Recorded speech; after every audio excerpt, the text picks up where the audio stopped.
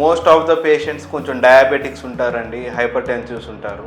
వీళ్ళలో మనకి physical activity తగ్గటం వల్ల అన్కంట్రోల్ డయాబెటీస్ రావటము, హైపర్ టెన్షన్స్ కూడా కంట్రోల్లోకి రాకపోవటం జనరల్గా చూస్తూ ఉంటాం. స్పెసిఫిక్గా వచ్చేటప్పటికి పేషెంట్స్లో మనకి కాలు వంకర్ స్టార్ట్ అయిన తర్వాత ఆ మెకానికల్ యాక్సిస్ అనేది ఏదైతే ఉంటుందో ఆ మెకానికల్ యాక్సిస్ అనేది డిస్టర్బ్ అవుతుంది.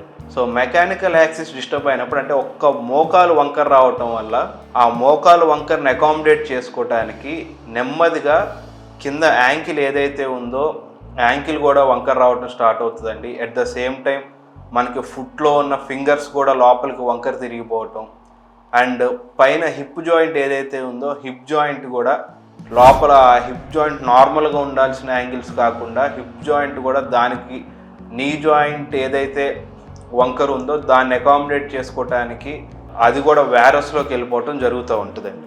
సో వీటితో పాటు పైన లోపల బోన్స్ మీద కూడా ఎక్కువ స్ట్రెస్ పడి డీజనరేటివ్ చేంజెస్ స్టార్ట్ అవుతూ ఉంటాయి. ఎందుకంటే ఇప్పుడు వాకింగ్ అనేది ఇప్పుడు రెండు మోకాళ్ళు నార్మల్గా ఉంటేనే నార్మల్ గెయిట్ అనేది ఉంటుందండి. అంటే మనం నడుస్తున్నప్పుడు ఏ జాయింట్ మీద ఎక్కువ స్ట్రెస్ పడకుండా నార్మల్ గెయిట్ ఉంటుంది. ఎప్పుడైతే ఒక మోకాలు వంకర తిరిగిపోయి ఉంటుందో సో అది అకామిడేట్ చేయడానికి బాడీ వెయిట్ మొత్తం హిప్ జాయింట్ మీద స్పైన్ మీద ఎక్కువ పడుతుందండి. సో ఇది పడినప్పుడు దానికి తగ్గట్టు రీమోడల్ అయ్యి పైన హిప్ కూడా వంకరగా అయిపోతుందండి.